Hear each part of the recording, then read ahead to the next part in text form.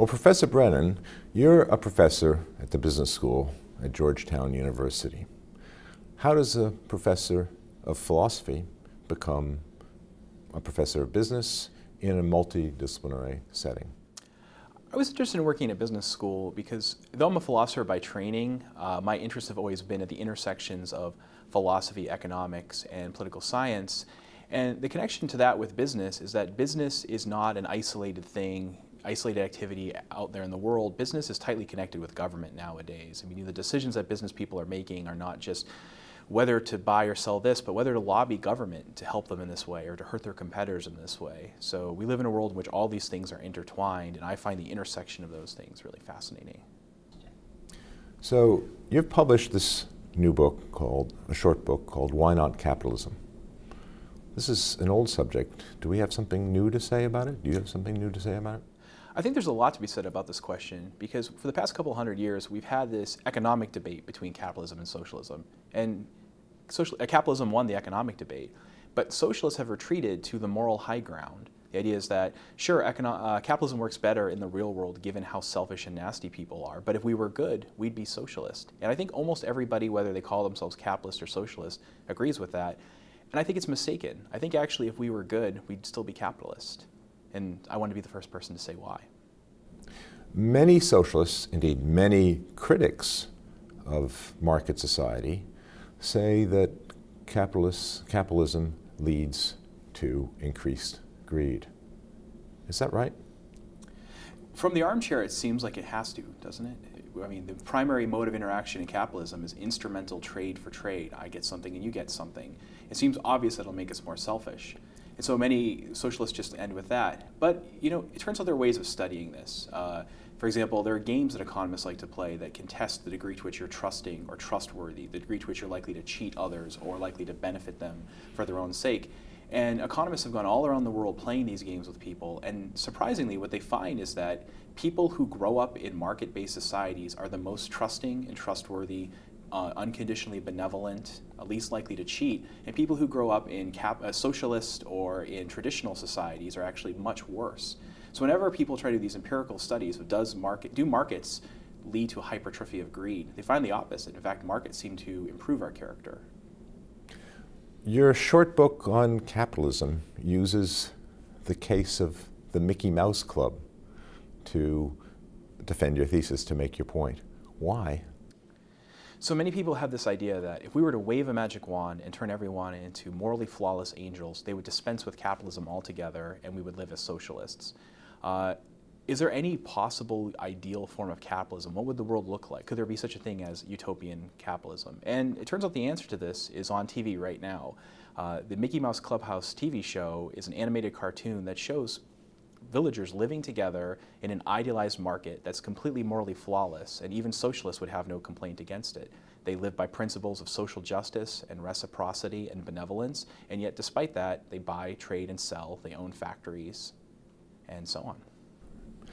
You're finishing a book on the morality of markets, and in this book you have a principle which is if you may do something for free, you may also do it for money.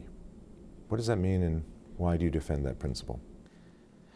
There are lots of questions people might ask about the morality of the market. What should property rights look like? What should we regulate? How should we regulate things? Should there be redistribution? One of the questions people are interested in now is what kinds of things can properly be objects of sale? And there seems to be a unlimited market for books on the limits of the market in this question. My response to all this is to say anything you can do for free, you can do for money. If I can give you something for free, I can sell it to you, and if you can take it for free, then you can buy it. So there are things that shouldn't be bought and sold, such as nuclear weapons or people, but the problem here isn't that the market introduces evil in the transaction, is that these are things you shouldn't own in the first place or have in the first place. Otherwise, if it's something I can give away, I should be able to sell it.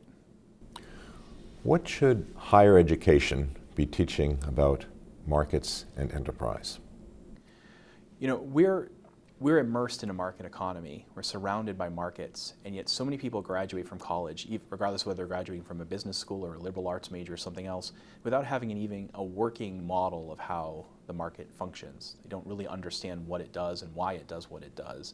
And that causes them to pass judgment on it without understanding it. And that's in a sense unfair. It'd be unfair for me to say whether you're virtuous or vicious if I don't really know anything about you, or everything I think about you is just based on rumor. And it would be kind of unfair to do that to the market as well. So I think higher ed should make sure that before you pass judgment, you really understand how it works.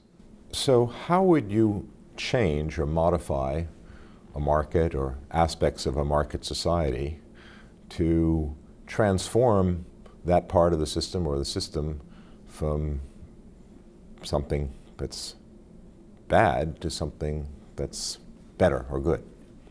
Well, many times when people are thinking about what kinds of things should be for sale, they have complaints about those things and the way that they're being sold, but those problems can be taken care of. So for example, people think organ sales are kind of evil, but if you ask them why, they'll say things like, the problem is if we allow people to buy and sell kidneys, then the poor will get a really bad deal because they're so desperate to sell. And I say, well, that means in principle, you're not against selling kidneys, you're just against poor people selling kidneys. So if you had a rule that said you can only sell your kidney if you make $30,000 a year or more, that would take care of it.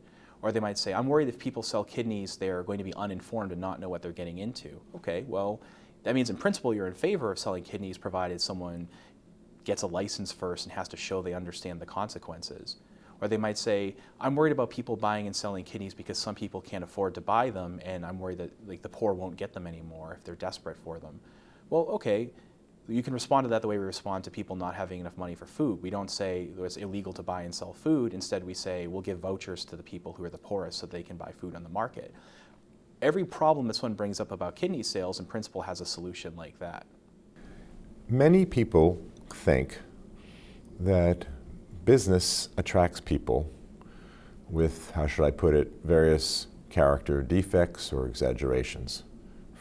Commonly, people who are more self-seeking. Is that true? Is that a feature of markets? Do markets encourage that? Do different types of people go into different fields and business attracts a certain kind of person? Yeah, in this case I have to say the answer is yes. There's a field called moral psychology that studies this sort of question, and the psychologists find that different fields attract different kinds of people. So ask the question, sociopaths, how prevalent are sociopaths in different professions? Well, there are hardly any in the care professions, such as nursing, but they are attracted to professions that have power over others, and so you see a very high number of them in government, and a lower number, but higher than average, in powerful business positions. That said, that doesn't mean the market makes us worse. We do find that, in general, market society makes people more virtuous rather than less virtuous, more benevolent rather than less. And that's compatible with saying that a person who's attracted to the job of CEO is more likely to be self-serving than a person attracted to the job of a nurse.